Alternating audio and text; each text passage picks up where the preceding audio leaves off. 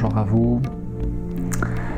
Je remercierai d'emblée Michael que j'accompagne en ce moment en pause alimentaire, qui en est aujourd'hui à sa deuxième semaine de pause alimentaire, dont la deuxième avec moi, puisqu'il avait commencé les 7 premiers jours seul. Et donc je remercie Michael pour avoir été l'instigateur ou l'inspirateur de cette vidéo qui est celle-ci au sujet de Jasmine, puisque Michael a fait sa première semaine seul, c'est-à-dire précisément 5 jours en pause alimentaire, donc c'est normal de ne pas manger, mais aussi en pause hydrique, c'est-à-dire qu'il ne s'est absolument pas hydraté, il n'a absolument pas bu, me disant qu'il faisait référence à ce livre, donc Vivre de lumière de Jasmine, 5 ans sans nourriture matérielle, très bien, et qui, comme beaucoup d'autres personnes, ont cette référence essentiellement Jasmine et ce livre, ou un autre livre, en l'occurrence livre au travers duquel ou desquels elle mentionne dans un processus classique de 21 jours que dans le cadre de la première semaine, il est question de ne pas manger, bien sûr, mais aussi de ne pas boire, donc de rester 8 jours à sec. Voilà, donc cette vidéo arrive à point nommé, il me semble, à un moment où une énième personne, comme Michael en ce moment, a comme référence essentiellement Jasmine et seul, à sa propre initiative, sans aucune guidance, sans aucun autre repère, référence ou accompagnement spécifique qu'un livre, démarre un processus. Et finalement, ce qui est arrivé X fois, finalement, au bout de quelques jours, me contacte pour me demander conseil. Alors, d'emblée, je voudrais poser la question, mais pourquoi d'emblée pourquoi dès le départ ne pas me contacter, moi ou une autre personne, pour avoir ces fameux conseils? Pourquoi d'emblée commencer seul un processus de pause alimentaire en 21 jours, surtout de 21 jours? J'ai déjà mentionné à plusieurs reprises qu'il n'était absolument pas conseillé de démarrer seul un processus de pause alimentaire, surtout chez soi, surtout seul, surtout non éclairé, non accompagné, non sécurisé par une personne qui a cette expérience de pause alimentaire ou qui est aussi pranique. Comme j'ai aussi inclus ce détail qui a sa très haute importance, de la nécessité d'une guidance spécifique dans cette vidéo qui parle justement des erreurs fréquentes liées aux pauses alimentaires que je vous invite à voir ou à revoir. Mais aussi, vidéo beaucoup plus récente sur comment réussir sa pause alimentaire qui complétera la première vidéo sur les erreurs fréquentes. Et donc, après mûre réflexion, j'ai pris le parti de reprendre ce livre que j'avais déjà lu il y a longtemps et d'en faire quelques commentaires. Bien évidemment, il n'est absolument pas question ici de critiquer, de dévaloriser Jasmine ou Helen Graves, l'Australienne qui est à l'origine de la diffusion de la réalité pranique, de la réalité d'une possibilité de se nourrir du prana, et ce depuis 1993-1994. Et il faut le dire, suite à sa maladie de cancer du sein, dont elle se serait soignée aussi voulant dire peut-être avec traitements conventionnels médicaux ou cancérologiques, mais aussi avec ce protocole de pause alimentaire qui lui aurait été insufflé par canalisation médiumnique, ou qu'on lui aurait retransmis suite à une canalisation réalisée par une personne médium. En tout cas, c'est ce qui est dit. Et donc, Jasmine a fait un travail fantastique depuis 1993-94 quant à transmettre des outils de gestion dans l'autonomie la plus complète de sa santé, mais aussi de favoriser l'éveil des consciences à un moment de l'évolution de la planète où justement la fréquence vibratoire est en constante augmentation, et ce depuis la moitié du XXe siècle, avec la résonance de Schumann qui met en évidence que la fréquence vibratoire de la planète augmente régulièrement. En l'occurrence, elle serait passée de 8,5 Hz depuis le milieu du XXe siècle à environ 13 Hz aujourd'hui en 2017, selon les endroits de la planète. Eh bien, tout simplement, j'ai beaucoup de respect et d'admiration pour tous ces êtres de lumière, dont fait partie bien sûr Jasmine, et êtres de lumière, qu'il s'appelle Martin Luther King, qu'il s'appelle Nelson Mandela, ou le Dalai Lama, ou Marthe Robin, pourquoi pas, et puis Mère Teresa, ou simplement mon voisin, ma voisine. Et finalement, chacun d'entre nous, qui sommes aussi source d'inspiration et d'enseignement réciproque, que l'on appelle l'effet miroir, que l'on appelle la différence qui peut être très enrichissante quand on est ouvert à la différence de l'autre, que représente l'autre par rapport à ce que nous ne sommes pas ou que nous n'avons pas.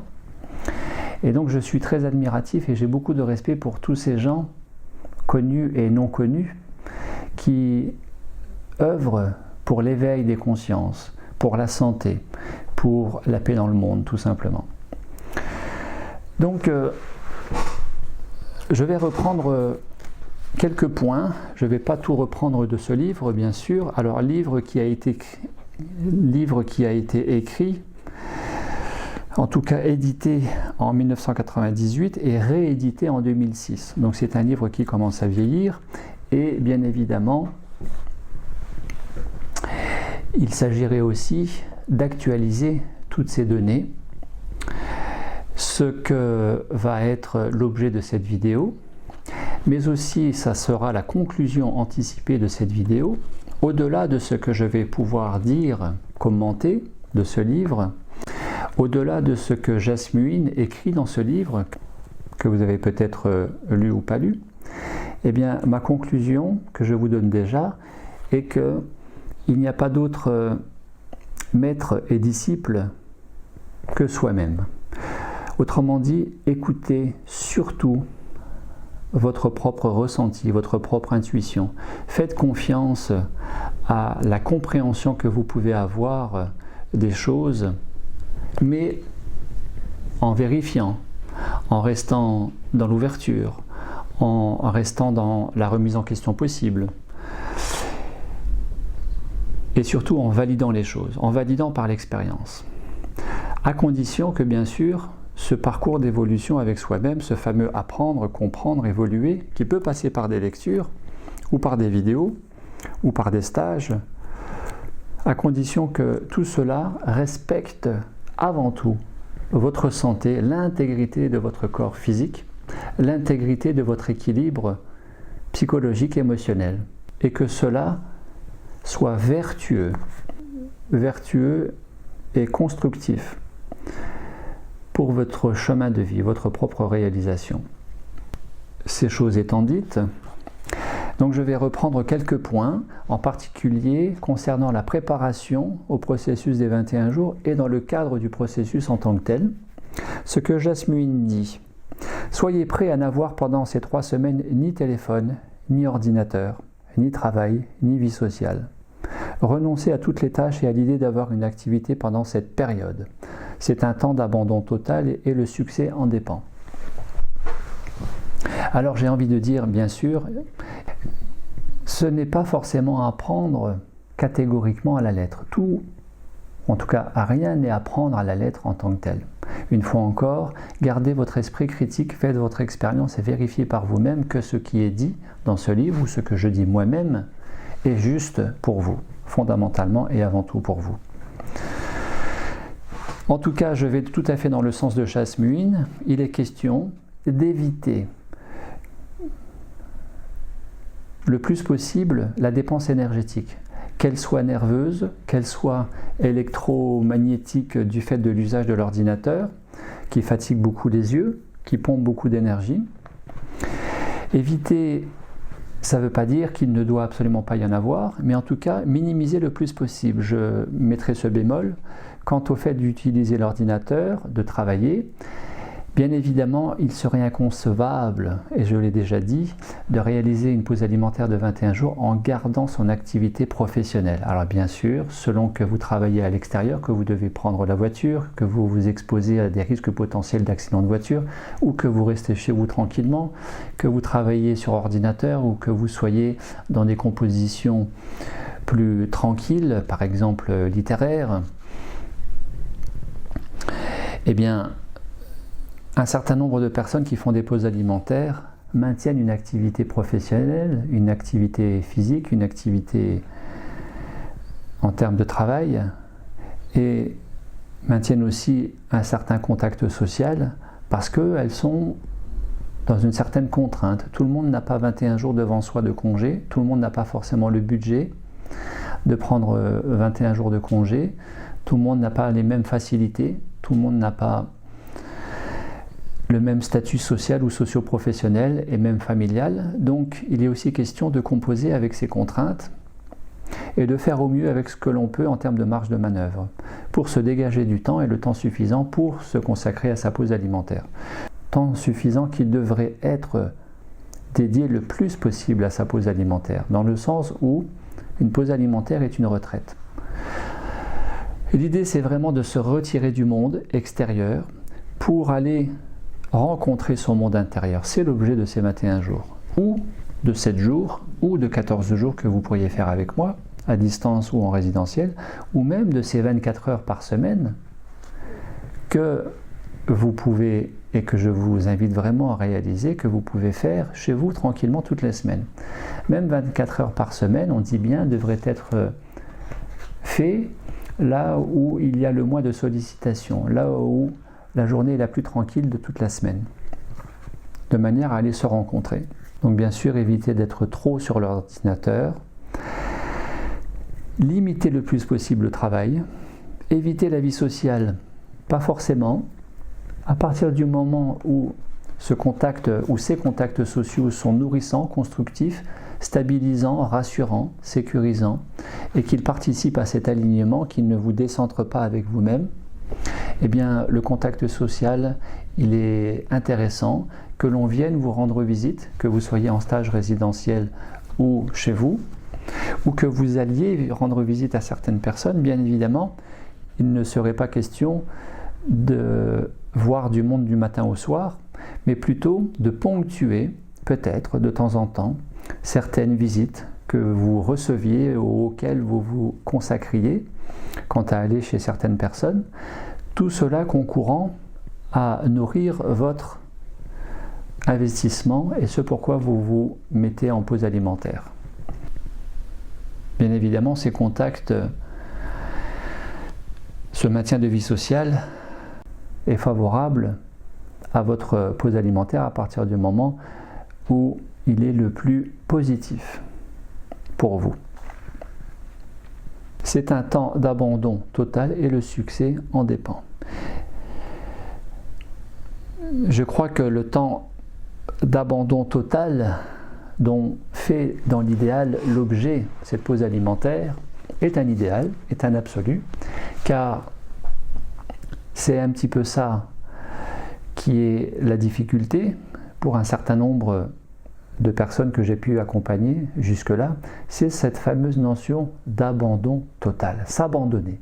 S'abandonner à cette pause, s'abandonner à se rencontrer à soi-même complètement dans la nudité, l'intégrité, l'objectivité, la neutralité mentale, de ne pas se laisser rattraper par des commentaires, des jugements, des clivages mentaux émotionnels des mécanismes de défense qui se placeraient pour se maintenir à distance de soi-même, eh bien, fait que nous aménageons cette pause alimentaire avec de la lecture, avec de l'ordinateur, avec des visites, avec des activités. Pourquoi ? Parce que tout simplement, la notion de l'abandon total est quelque chose qui le plus souvent reste encore très délicat. S'abandonner à. Or, c'est l'objet de cette pause alimentaire. Et le succès en dépend, eh bien, si nous considérons que le seul but de la pause alimentaire est de vivre pleinement le présent, il n'y a pas d'autre succès que de vivre le présent, quelles que soient les conditions, quel que soit l'objet et le résultat de cette pause au présent. Et donc il n'y a pas d'autre succès que de ne rien attendre, de ne rien chercher, de ne rien vouloir, de ne rien forcer, et simplement d'être là, s'abandonner au présent, à cette pause alimentaire, dans la rencontre la plus neutre et objective et authentique avec soi-même. Autrement dit, de lâcher les résistances, autrement dit, de lâcher les mécanismes de défense, et surtout le blabla mental et les réactions émotionnelles qui tendent à se décentrer, se désaligner. Tout le monde connaît ça tout le long de l'année, qui plus est dans l'activité professionnelle et dans les tenants et aboutissants du quotidien. En tout cas, voilà, le succès en dépend bien de ne considérer qu'il n'y a aucun succès à rechercher que simplement de se poser, se reposer, déposer ses bagages et vivre le plus possible cette présence avec soi-même d'abord lors de cette pause alimentaire est un véritable succès. Et pour moi, il n'y a rien d'autre à rechercher, et en tout cas pas à chercher l'état pranique pour l'état pranique seul. Nous en reviendrons prochainement dans une autre vidéo, plus en détail. Essayez de vous retirer complètement du monde extérieur, famille, amis, enfants, travail, activités sociales, même de vos animaux. Il est préférable de ne pas être chez vous. Alors, je ne suis pas tout à fait d'accord, puisque bien des personnes font un processus de pause alimentaire avec des amis, en résidentiel ou à distance, ou en couple. J'ai eu plusieurs fois le plaisir d'accompagner des couples en résidentiel ou à distance par Skype. Et c'est vrai que d'être en couple, quand il y a une dynamique, quand à aller dans la même direction, est véritablement porteur et constitue un véritable soutien mutuel.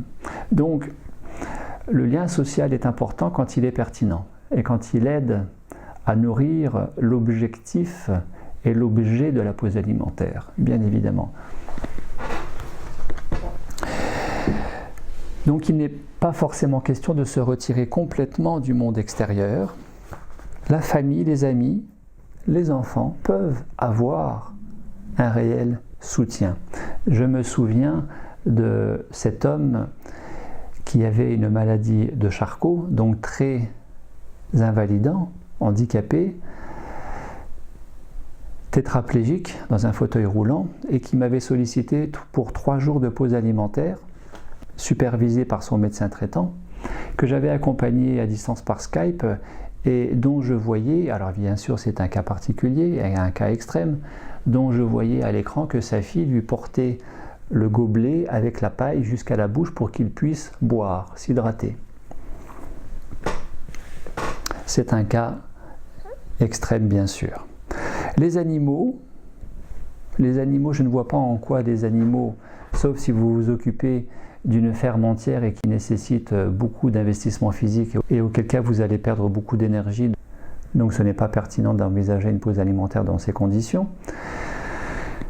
Et je pense par exemple à une stagiaire qui est venue récemment en stage résidentiel dans les Vosges et qui, à la maison, s'occupe au quotidien plusieurs fois par jour d'ânes, de poules, et puis aussi de toute une serre, puisqu'elle est dans le commerce de végétaux, de plantes, comme celle-ci par exemple, mais de plantes d'extérieur, ce qui nécessite beaucoup d'investissement au quotidien, d'entretien. Bien évidemment, ça n'aurait pas été pertinent pour elle de rester à la maison et de faire sa pause alimentaire quand bien même elle n'a fait qu'une semaine, et de s'occuper de ses animaux et de ses végétaux en même temps.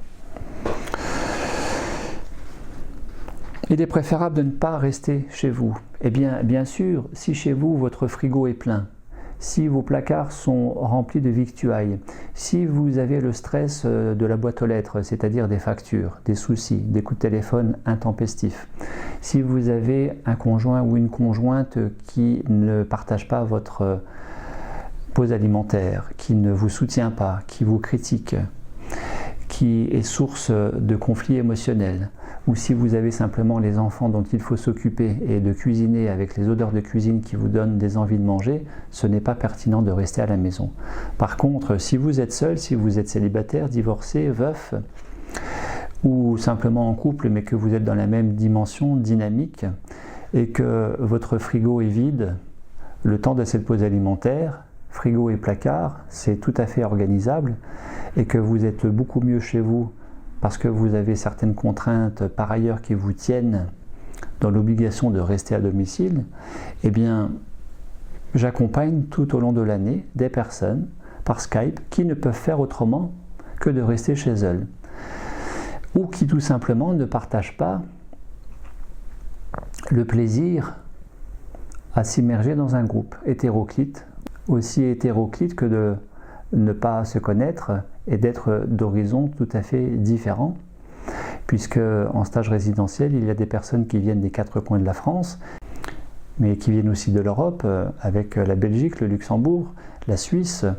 Il y a des stagiaires qui viennent d'Italie, de l'Espagne et même du Québec ou des Antilles, de la Hollande. Voilà, donc il est pertinent, dans certaines conditions, pour certaines conditions, de rester à la maison. Ce qui fait aussi l'objet, je vous le rappelle, de la préparation alimentaire, de la préparation à une pause alimentaire, quant au fait de me solliciter et de voir tous ces détails ensemble, de manière à vérifier que votre cadre de vie et dans quelles conditions va se réaliser cette pause alimentaire, que vous soyez en immersion complète dans un groupe stage résidentiel ou chez vous à domicile, eh bien ces conditions, qu'elles soient les meilleures. Remettez-vous dans les mains de Dieu, car c'est un voyage de renoncement au monde extérieur. Alors, pourquoi pas évoquer la religion, mais pour les personnes qui sont baignées, bercées de cette tradition catholique. Qu'est-ce qu'il en est ? Qu'est-ce qu'il en est pour ces personnes qui ne sont pas de confession religieuse et qui se revendiquent non religieux et non spirituels ? On ne peut pas parler de Dieu en tant que tel. C'est toujours un point délicat qui peut constituer un certain poids dans la balance en faveur ou en défaveur de l'accompagnant ou de la pause alimentaire ou de la personne réalisant cette pause alimentaire. Vous devez tout abandonner et vous en remettre dans les mains de Dieu. Eh bien, personnellement, je parlerai davantage du divin que de Dieu en tant que tel, Dieu qui serait apparenté à une personne, à une entité précise, et qui ferait l'objet de, dans certains cas, de trop d'adoration, voire de fanatisme. Et nous voyons l'état du monde aujourd'hui, ces guerres de religion passées et actuelles, qui ont fait l'objet de ces médias. Ça, c'est une chose. Parler du religieux, c'est une chose, à condition que ça corresponde à toutes les personnes qui entendent cette approche religieuse, ce qui n'est pas le cas, puisque nous savons qu'il y a aussi des athées parmi nous, et que parler de Dieu à des athées, c'est toujours un peu délicat. Ou parler New Age, c'est aussi un petit peu délicat, et que l'objet de la pause alimentaire, c'est d'être ici et maintenant dans la rencontre avec soi-même, la plus neutre possible. Et qu'avant de parler du spirituel, il est question pour moi, avant tout, de parler de l'équilibre psycho-émotionnel et surtout de prendre soin de ce corps physique, dans lequel et au travers duquel, avec lequel, fidèle compagnon qu'il est au quotidien pour nous, et depuis notre naissance, eh bien, d'être le mieux possible dans cet alignement, dans cette rencontre avec soi-même.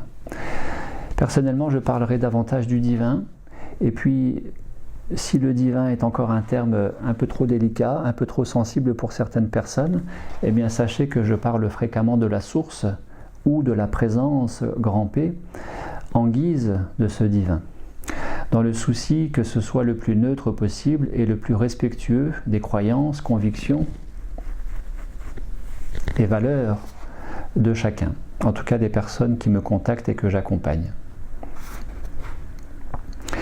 Je voudrais aussi mettre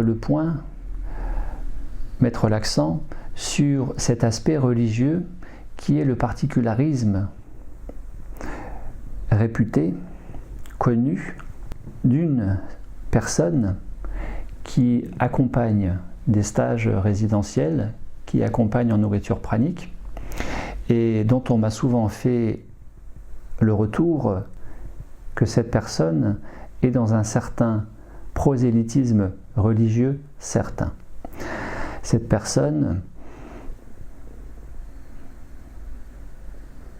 tout le long de son stage qu'elle anime, eh bien, à peu près tous les jours, et paraît-il plusieurs heures par jour, ressasse les mêmes idées, les mêmes convictions personnelles, et qu'elle impose à ses stagiaires dans l'idée du Christ, dans l'idée de Dieu, dans l'idée de la nécessité d'être pranique pour sauver le monde, et que le Christ renaisse en chacun.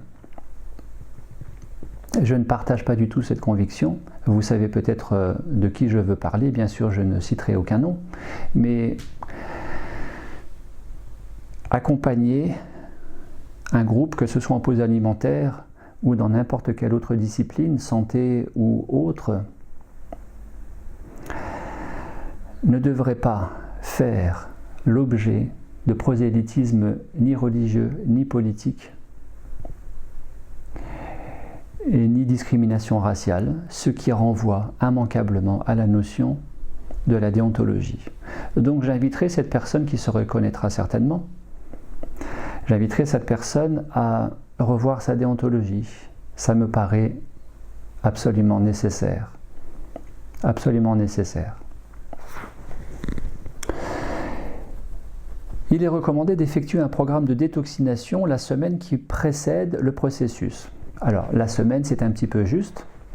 Si vous voulez optimiser votre pause alimentaire et qu'elle soit la plus confortable possible avec le moins d'effets secondaires liés à la détoxination, les fameux signes de détoxination, la fatigue, les raideurs, la nausée, le petit vertige, la bouche pâteuse, la mauvaise haleine, les jambes lourdes, le mal de ventre, le mal de dos ou encore d'autres choses, bien évidemment, plus vous préparez votre pause alimentaire en amont, c'est-à-dire bien plus qu'une semaine, plus le stage est confortable parce que vous aurez moins à détoxiner. Pour cela, je vous renvoie à cette vidéo, comment préparer sa pause alimentaire pranique. C'est un incontournable très important qui conditionne énormément la suite, et bien au-delà d'une semaine, vraiment. Donc, Jasmine affirme, il est recommandé d'effectuer un programme de détoxination la semaine qui précède le processus, c'est-à-dire de la nourriture légère, bien évidemment, de la nourriture légère sans viande rouge. Alors la nourriture légère, c'est les 3 V, c'est végétaux, fruits et légumes vivants, crus et diversifiés pour éviter les carences, et crus si vous avez une fonction de digestion qui travaille bien, si vous n'avez pas d'intolérance liée à l'alimentation crue. Et fruits et légumes, parce que légumes verts qui détoxinent beaucoup, surtout les verts, qui sont hypoglycémiants, à tendance hypoglycémiante, et fruits qui amènent l'énergie, la vitalité, et qui amènent le sucre pour limiter les risques d'hypoglycémie. Sans viande rouge, mais je dirais aussi sans viande blanche, et puis sans poisson. À partir du moment où c'est cuit, c'est du cadavre, il faut le rappeler, c'est du cadavre, et c'est du cadavre qui porte aussi les traces émotionnelles du moment où l'animal a été tué. Et qu'aujourd'hui, ces métaux lourds des océans, ces toxines de la nourriture qui est donnée aux animaux, ces conservateurs, ces émulsifiants, ces colorants, ces stabilisants, ces antibiotiques qui sont donnés à outrance dans la nourriture agroalimentaire, agricole du bétail, fait que il est largement préférable pour une nourriture la plus saine possible de se rapprocher le plus possible des végétaux, donc des fruits et légumes. À partir du moment où ces fruits et légumes sont le plus sains possible et à tendance biologique, bien sûr. Profitez de la nourriture que vous aimez et qui vous manquera. Faites-vous plaisir, gâtez-vous. Alors bien sûr, dans le cadre de la préparation à la pause alimentaire, aller plus vers les fruits et légumes, se faire plaisir, manger ce que vous aimez. Ne programmez pas cette croyance, ne renforcez pas cette croyance que cette nourriture va vous manquer. Parce que c'est une croyance, on se nourrit aussi des croyances et on les renforce avec la pensée. Ces aliments ne vont pas forcément vous manquer. Surtout si vous vivez pleinement le présent, il n'y a aucune raison que cela vous manque, parce que le présent est une nourriture. Et l'état de conscience modifié relatif au fait de vivre le présent va être suffisamment important pour couvrir l'état de conscience ordinaire lié au fait de manger ce que vous aimiez manger jusque-là. C'est toujours une histoire de niveau de conscience, une question de niveau de conscience et d'hormones de plaisir, morphine cérébrale, endomorphine, ocytocine, DHEA, qui vont être libérées, sérotonine, dopamine, qui vont être libérées dans l'organisme, qui fait que vous êtes complètement bien au présent et que vous n'avez besoin de rien d'autre. Donc cette nourriture d'avant ne va pas forcément vous manquer. J'ai été quelqu'un qui, avant la pause alimentaire et avant l'installation pranique dans ma vie, me nourrissait énormément de produits laitiers de vache, de fromage, de yaourt. Et je dis toujours que cette nourriture, finalement, ne m'a jamais manqué. Quand j'ai arrêté d'en manger, elle ne m'a jamais, absolument jamais manqué et je n'ai jamais eu aucun effort pour tourner la page. Vous pouvez aussi, si votre guidance vous le suggère, donc c'est un très bon point, votre guidance, c'est-à-dire votre ressenti intérieur, écoutez votre corps plus que votre mental, ça c'est très très important, on y reviendra dans une vidéo ultérieure sur le fait d'écouter son corps plus que sa tête. Vous pouvez préparer cette pause alimentaire en faisant un ou plusieurs lavements intestinaux ou une irrigation colonique pour nettoyer votre côlon. Bien sûr, il est préférable, largement préférable de faire cette irrigation, ce nettoyage colonique, ce lavement, avant la pause alimentaire que pendant. C'est beaucoup plus pertinent. Pourquoi ? Eh bien, je vous renvoie à cette vidéo que j'ai faite sur les lavements intestinaux. Et ceci dit, n'oubliez pas de tenir compte aussi du regard, du conseil, de l'accompagnement spécifique médical dont vous pouvez faire l'objet par nécessité parce que votre état de santé le demande. C'est un point très important à respecter. Arrêtez l'alcool de préférence une semaine avant. Eh bien, je dirais arrêtez l'alcool dès que possible, tout simplement, et pas simplement qu'une semaine avant. Plus tôt vous arrêtez, mieux c'est, moins ce sera difficile, moins l'alcool vous manquera pendant la pause alimentaire. Plus tard vous arrêtez, plus c'est délicat. Je me souviens de Alain, que j'ai accompagné en 21 jours par Skype, et qui la veille de sa pause alimentaire était encore à 2 repas par jour, avec du vin, de la viande, du pain. Et bien évidemment, ça a été un processus un petit peu fatigant pour lui. Processus qui n'a pas abouti à son objectif de réveiller la mécanique pranique. Arrêtez de prendre des médicaments ou des cigarettes. Eh bien, je ne suis absolument pas d'accord. Je suis tout à fait d'accord pour les cigarettes comme pour l'alcool, comme pour la viande, mais je ne suis absolument pas d'accord pour les médicaments. Si nécessité liée à l'état de santé, à la prescription médicale, il y a de maintenir cette prise de médicaments, il faut respecter la prise de médicaments. Schématiquement, je dirais, si les médicaments sont prescrits et qu'ils ont une finalité curative, eh bien, il faut les maintenir. D'une manière ou d'une autre, il y a toujours une solution, il faut les maintenir, même lors d'une pause alimentaire. Même si ce sont des anti-inflammatoires à risque d'ulcération gastrique, il y a toujours une solution pour aménager cette nécessité de garder les anti-inflammatoires. Si ce sont des médicaments non prescrits et à visée préventive, qui ne sont donc pas forcément des médicaments, mais qui peuvent être des compléments alimentaires, qui peuvent être des vitamines ou autres, il est possible de les arrêter, mais en vérifiant bien au préalable ce dont il s'agit et pourquoi vous les prenez. Je vous renverrai aussi à cette vidéo que j'avais faite sur la pause alimentaire et la prise médicamenteuse, qui est un très bon complément à visionner, complément en plus de cette vidéo actuelle. Pas d'activité sexuelle d'aucune sorte pendant les 21 jours. Alors, pas d'activité sexuelle, ça paraît évident, pourquoi? Pour ne pas se décentrer, pour ne pas se désaligner, pour rester dans le contact à son intériorité, à la rencontre à son moi profond, bien sûr, mais aussi pour ne pas perdre de l'énergie qu'il est nécessaire d'économiser pendant cette pause alimentaire, puisqu'il n'y a plus d'apport énergétique par la bouche, par l'alimentation conventionnelle, mais aussi, et on n'y pense pas, éviter les relations sexuelles pour éviter de réintoxiquer alors que l'objet de la pause est de détoxiner. Pourquoi réintoxiquer? Parce que vous pouvez être avec partenaire de passage, partenaire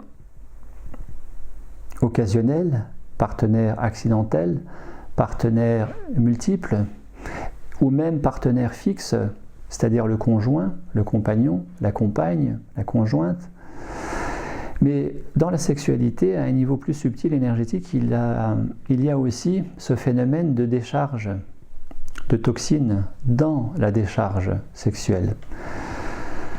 Du fait, par exemple, de frustration, de contrariété, de colère, de peur, qui peuvent aussi être soulagées dans l'activité sexuelle, dans la relation sexuelle et dans le fait de perdre cette énergie. Eh bien, il y a autant de toxines émotionnelles, vibratoires, qui vont être libérées et que vous allez récupérer.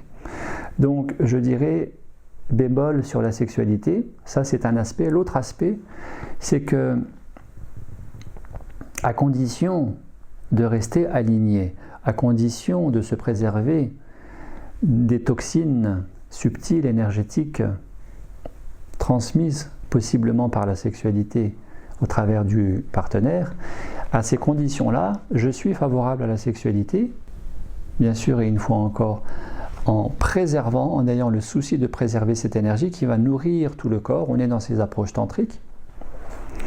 Et donc, si tant est que sexualité il y a, puisqu'il faut le rappeler, dans